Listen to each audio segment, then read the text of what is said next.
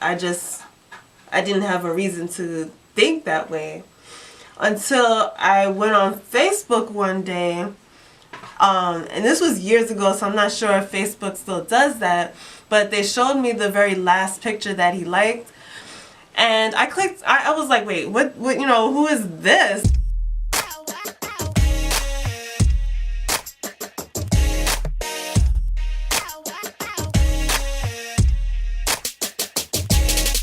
Hey everyone, it's me, Desiree Marie. Today I am coming to you guys with a chit chat, get ready with me, playing around with my makeup. I just have to send a disclaimer out there right now. I am not a makeup artist, guru.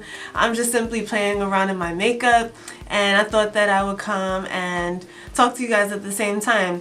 So I see a lot of these types of videos online, and they're really good. A good opportunity for the audience to get to know the YouTuber. So here I am just allowing you guys to get to know me, get to know a little bit more about me, my story, in hopes that maybe it'll inspire you, it'll entertain you, or maybe you can find some point of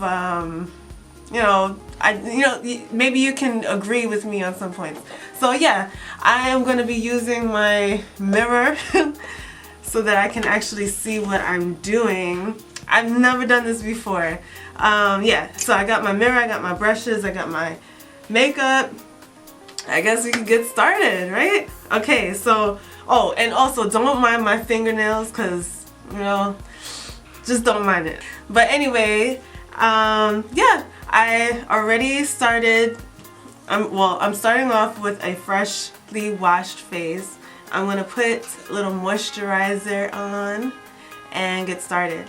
Alright, so when I was thinking about this video, I thought about Valentine's Day. Of course, that's coming up very soon. We're already in the month of February, so I thought maybe I would come and do like a Valentine's inspired topic.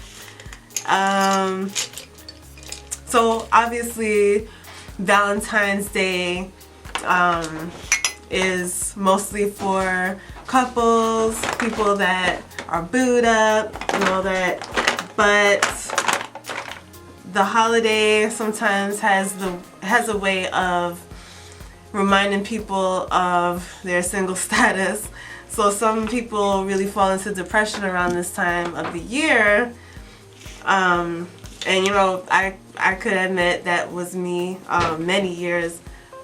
Comparing myself with other people, looking at this holiday as, oh, that's for the people that have booze, they're all coupled up. And me and my lonesome self, buy myself some flowers or do some kind of something for myself. So anyways,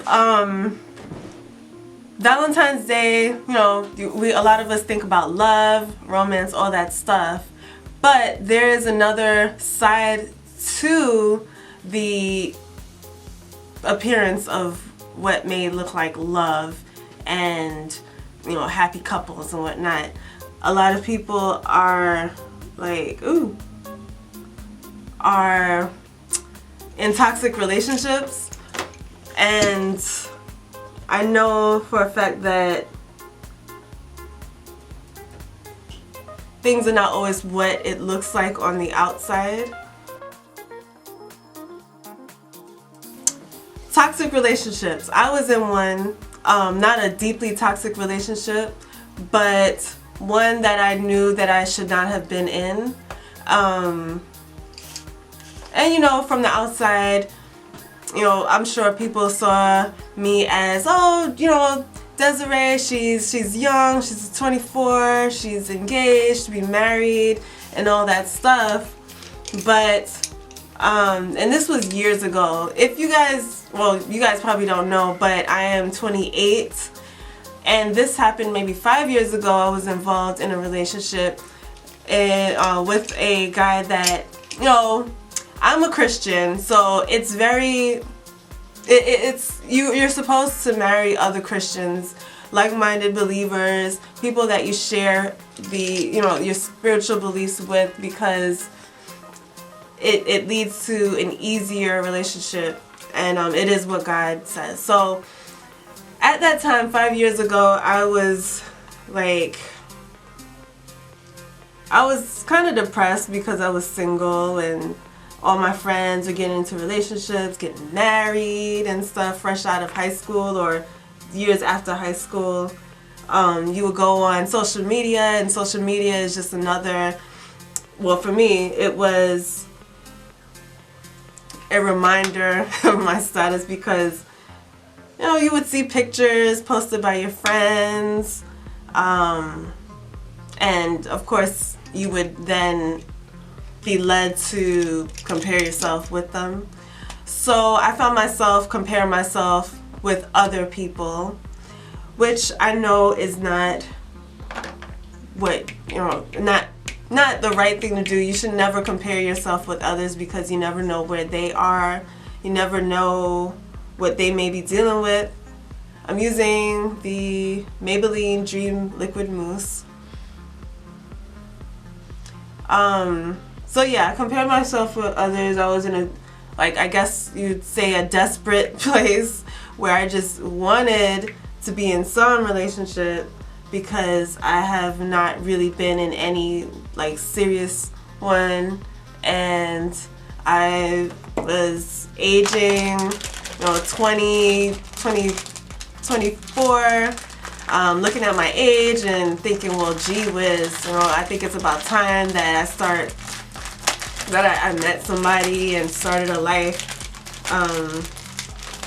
So yeah, I was desperate. I was in a desperate place, and you just really have to be careful when you're in that place, because you tend to link up with people that are just like you, that are in desperate situations too. They're desperately seeking as well, and yeah, that's not what you want, because you tend to have a clouded judgment and choose someone that is really not the best for you. So yeah, to be honest, I was just surfing online one day, and I saw this guy. I was like, oh, well, he's cute. Let me just add him as a friend, Facebook. So I added him as a friend, looked at his profile, was looking, whatever. And yeah, eventually we started speaking on Facebook chat. I found out that he's a believer. He listens to the same music. I saw him through a Mali Music forum. That's a Christian artist, and we kind of had commonality as far as music choices and religion and love for God, or so I thought at the moment. So I said, well, hey, this is an equally yoked person. He believes in the same things as me, and he's a believer in Christ, so why not? So it didn't take very long before we started dating, and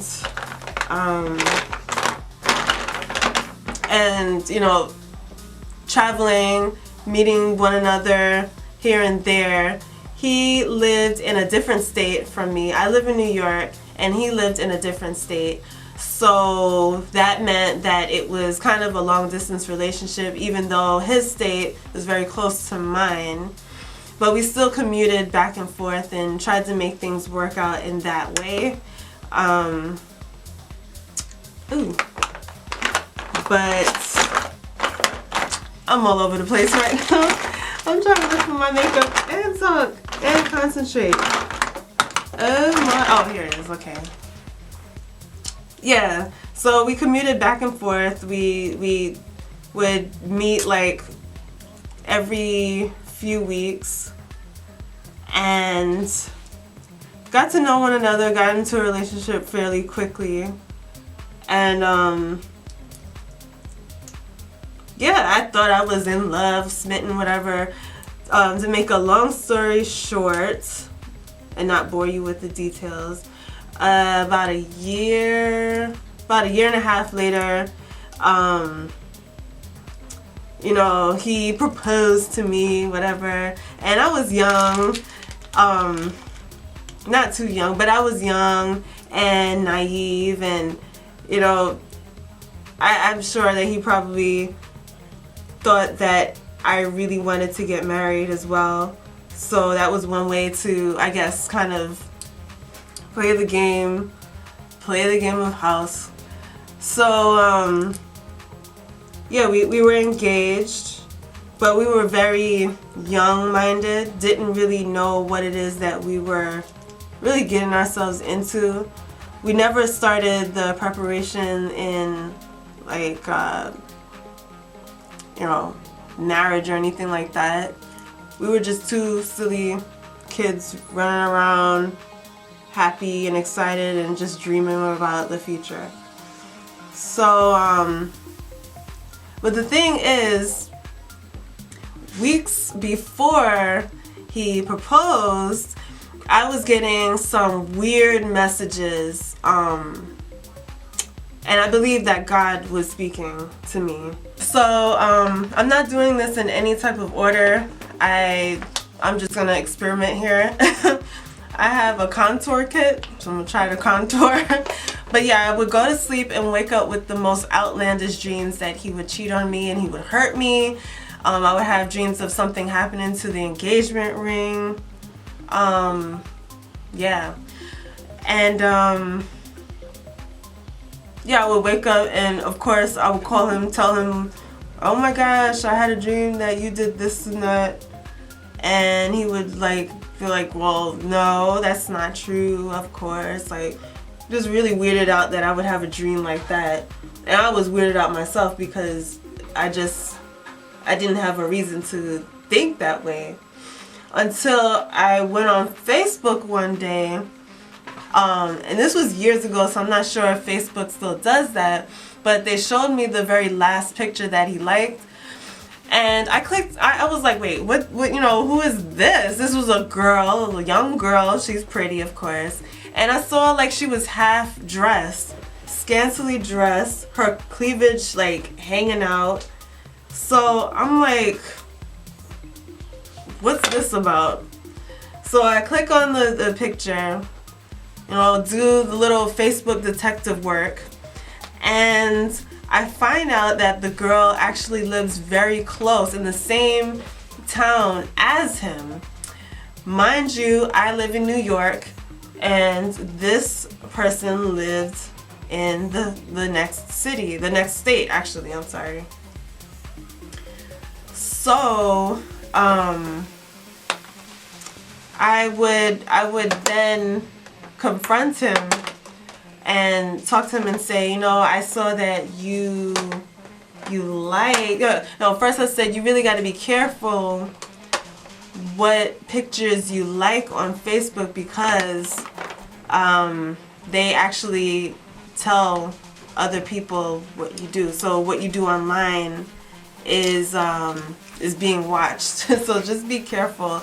Be careful what you're putting online, because it's showing you to not look right. And he would say, well, what are you talking about? And then I told him, you know, about the picture that I saw. Oh, you know what? Let me just put on some primer first. Thank me later primer.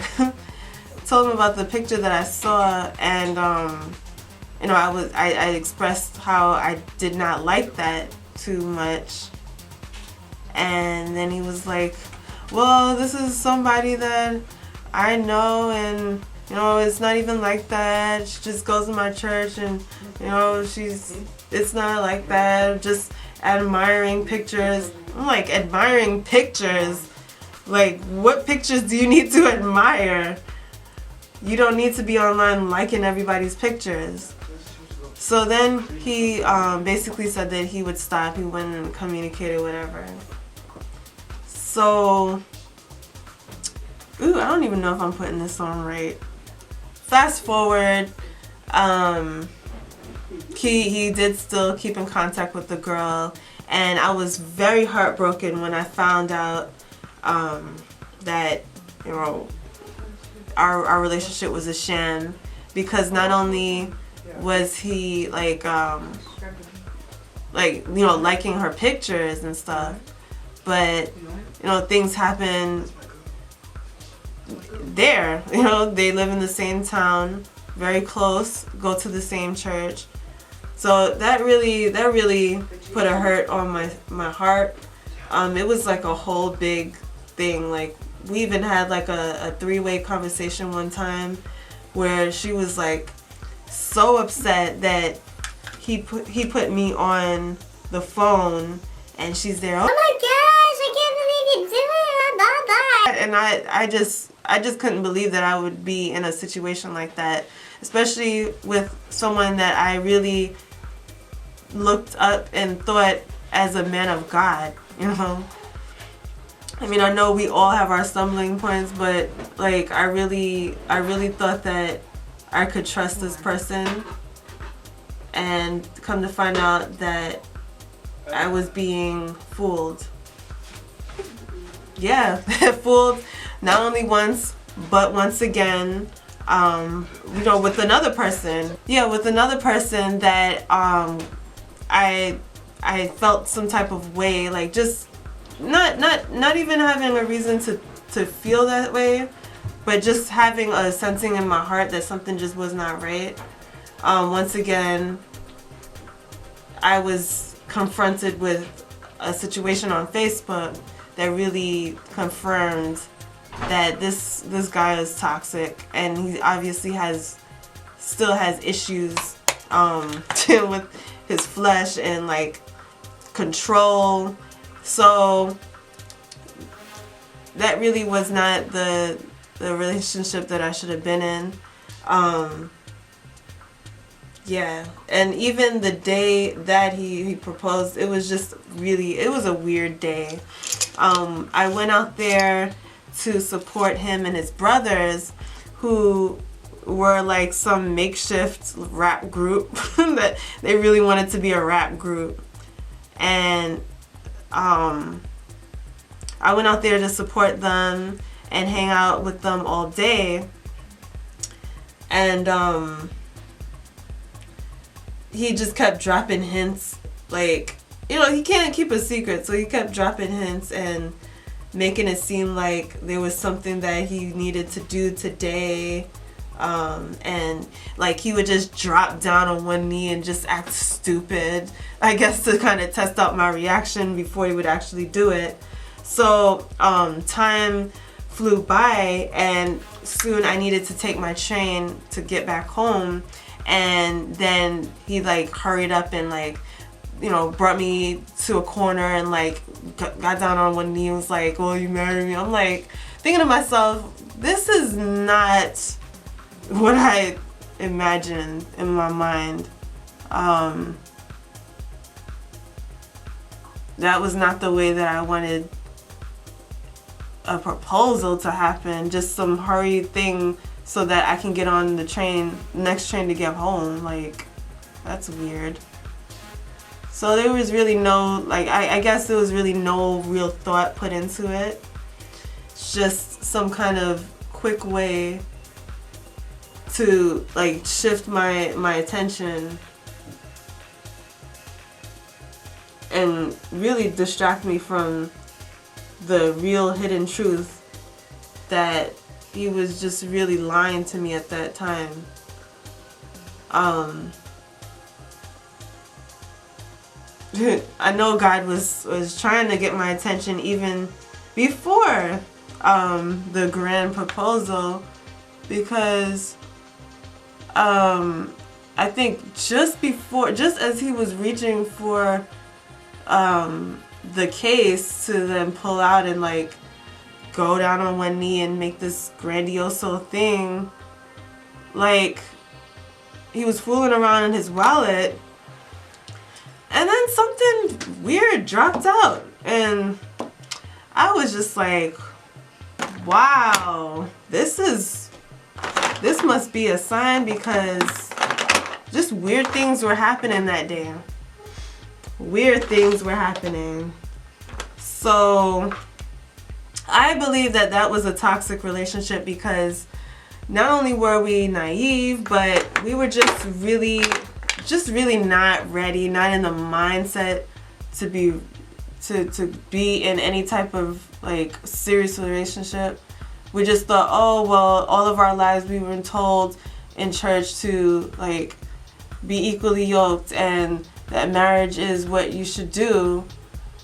But really and truly, you should have the right mindset before even getting into a relationship if you're thinking to get married, because the wrong mindset will jack you up for the rest of your life, jack you up in your decisions, and set you up to not have good relationships, because when you pour out negative seeds, you always get back just what you put out there. So we were naive. We were, just trying to hurry up, get married, and start the life that we thought that young 23, 24-year-olds should have. I always thought to myself, even before giving my life to Christ, that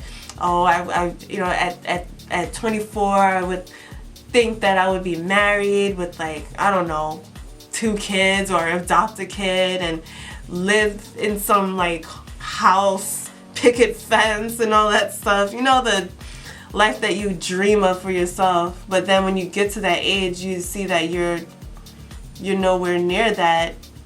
And I come to realize that it's not so much of a bad thing, because some people get into relationships really early and then they end up divorced. I know a few people my age that got married early and now they're divorced. And it's really sad, but it's a hard truth. Like when you're young, a lot of the times your mindset is not really there. So you end up kind of jeopardizing a relationship and really not dealing with the emotions and the toxic mindsets that you had prior. I know that was the case for this. We were just like, hey, we didn't feel the need to like go get counseling, get accountability or anything like that. It was just like, hey, we just want to be in a relationship. Yeah, we just had the mindset that it's just us against the world. We don't need anyone breathing down our neck telling us about what we need to be doing, how we need to live our lives. So that taught me a serious I'm going to try this Revlon Photo Ready Eye Art. I love this. Hopefully it comes out right on here. But yeah, that just really showed me the importance of having an accountability group, or not even a group, but people that you trust, that you can let them in on your relationship, and they can hold you accountable, instead of you falling into temptation and traps that will ultimately lead you to a failed relationship. Even the Bible says basically your plans will be better when you have many advisors, when you have many people that you hold yourself accountable. You allow yourself to. You allow them to be accountable over you. So I learned that you need accountability. I learned that you need to be serious. If you're in a relationship, you need to know the direction of your relationship. You need to know that you are ready for one in the first place and not waste anybody's time. After that relationship, I really learned the value of spending time alone and with God. I never really was comfortable spending time all by myself for long periods of time. I always thought that I needed somebody to be around in order to feel validated in some way.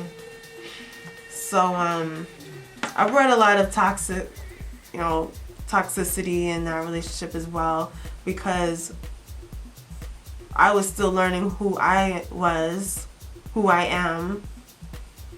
And that's never a good thing when you don't know who you are and you get into a relationship. So I brought the mindset that this person will be my Prince Charming that would save me from the horrible the horrible toils of being a single young adult.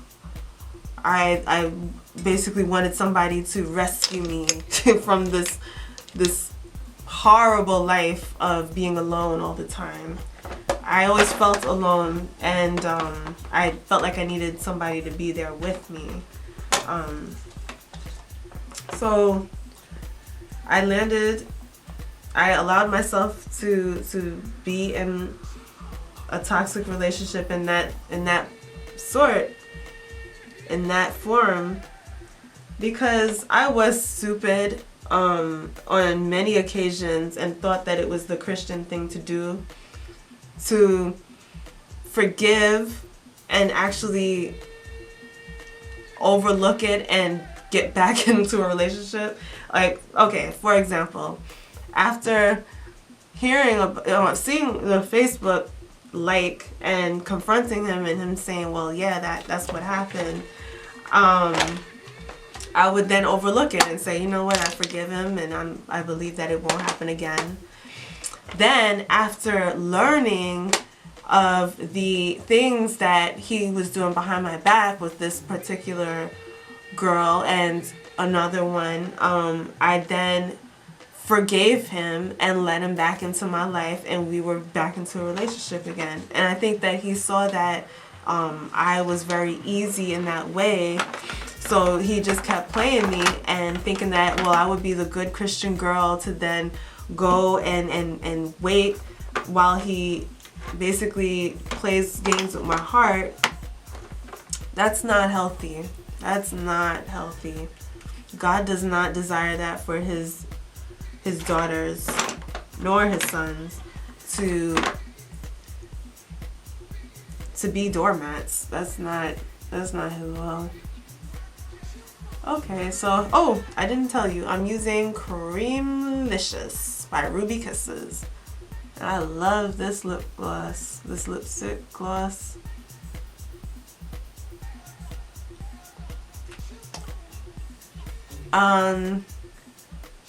My mom, she didn't like him. She liked him because I loved him. So,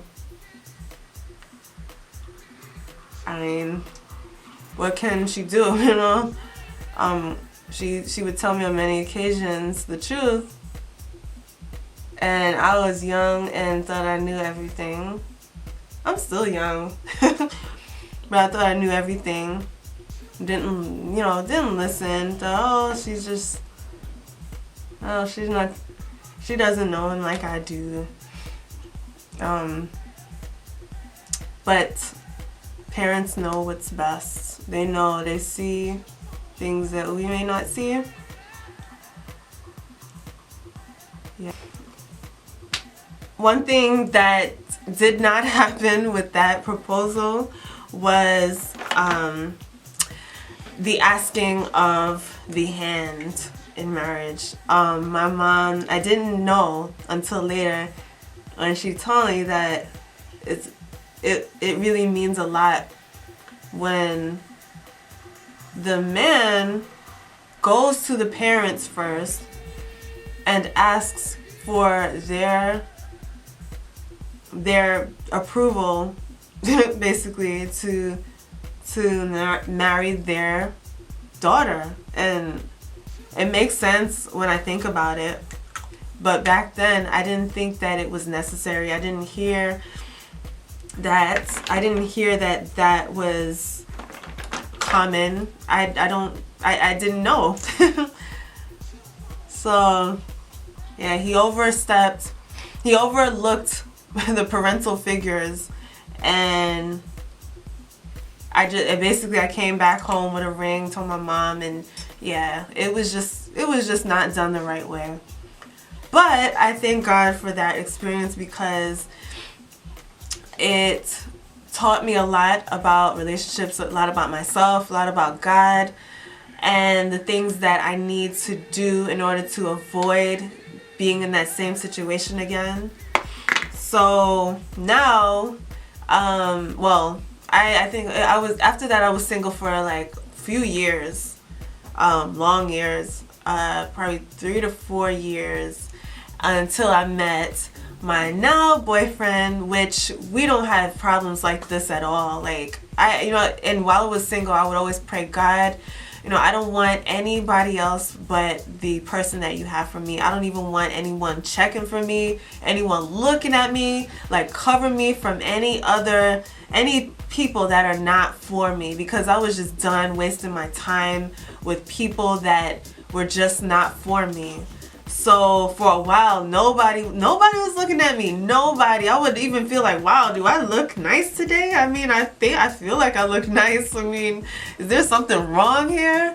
But then I would remember the prayer that I would ask, pray to God. God, shield me, cover me from anyone else. Like, only let my husband be interested in me and see me as, beautiful, and let me be the only person that he treasures and looks at that way, because I didn't want another wandering eyes relationship. So I met my now boyfriend, and at first, of course, like I didn't know that it would become a relationship. I actually overlooked him for months until we started to date, and I really looked at him, and I thought about my list, which I had a list of qualities and things that I wanted this, my next guy, my next and last boyfriend to have. He has to be tall. I had all these superficial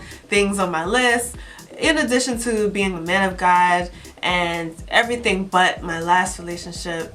But I really learned that sometimes you don't need to bring in, sometimes you have to throw away your list and embrace God's best. And God's best sometimes will challenge your list and cause for you to really look at what really matters. And I would tell God, you know what, Lord, you pick for me, because it's obvious I don't know how to pick. Like, a lot of my life I've been looking around at the wrong guys, and I just was like, you know what, God, I give up. Like, you pick, because I don't know how to pick. I'm always left heartbroken and betrayed and just really upset. So he picked for me, and I'm happy that he picked for me. I'm still learning how to get over the toxic feelings that I had and still have in my heart, that this relationship, I feel like, is really showing me, and really is a source of healing, in a sense, where God can illuminate some things in my heart that need to be thrown out, so that I don't jeopardize what the best that he has for me. So yeah, guys, I think that is all of my makeup. I got a nice face, hey, just in time for Valentine's Day. I love this look, yes. What do you guys think? So yeah, this is my makeup look for Valentine's Day. I hope that you guys enjoyed this video. I hope that you learned a little bit more about me, about my story, about a little bit of my background with relationships. I mean, there's so much I can talk about, but I don't want to make this video super duper long. But yeah, I hope that you enjoyed, and that you enjoy this Valentine's Day, whether you're in a relationship or not. Just know that not all relationships are happy relationships. You're not alone. Like, if you're single, don't think that you're alone. There are plenty of other singles. plenty of other singles that are spending Valentine's Day doing something else other than being booed up. So find a friend and go to a skating rink or have fun with your family. Like, you know, do something that's fun for yourself. Don't wallow in depression. Just know that not all relationships are perfect, and sometimes these couples that you think are so perfect and they have the perfect relationship, they're always on Instagram taking selfies, whatever. Sometimes it's not always what you see. It's not always what it seems, you know? Anyway, I feel like I rambled long enough in this video, but I hope that you enjoyed, and I hope that you enjoyed this eye look. I really am myself. And yes, I'll see you in the next video. Bye.